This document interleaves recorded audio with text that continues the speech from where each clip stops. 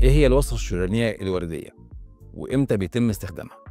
الوصلة الشريانية الوردية هي عبارة عن عملية بيتم فيها توصيل الشريان بالوريد، وده بيكون في مرضى الفشل الكلوي، علشان قطر الوريد بعد عملية التوصيل يوصل لحجم على الأقل 6 مللي، وده بالتالي بيسمح بأن معدل سريان الدم يخلي مكنة الغسيل الكلوي تعمل بكفاءة، فبالتالي عملية الغسيل الكلوي هتكون بجودة عالية اللي بتضمن صحة وجودة حياة مريض الفشل الكلوي. علشان كده احنا ما بنسميهاش وصلة شريانية، احنا بنسميها وصلة للحياة، لأن حياة مريض الفشل الكلوي مرتبطة بجودة عملية الغسيل، وجودة عملية الغسيل الكلوي مرتبطة بوجود وصلة شريانية وردية تعمل بكفاءة، اللي بتحقق له إن الغسيل الكلوي يكون كفاءته عالية جدا.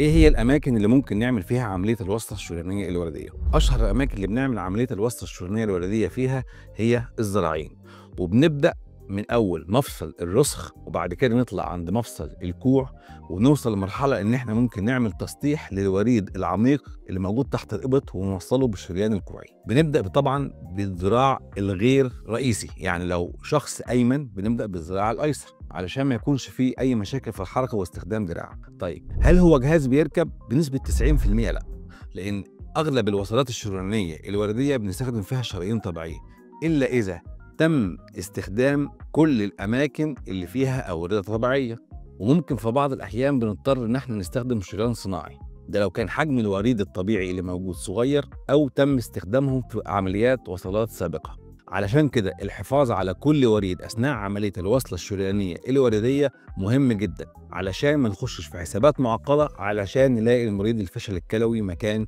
يقدر يغسل منه.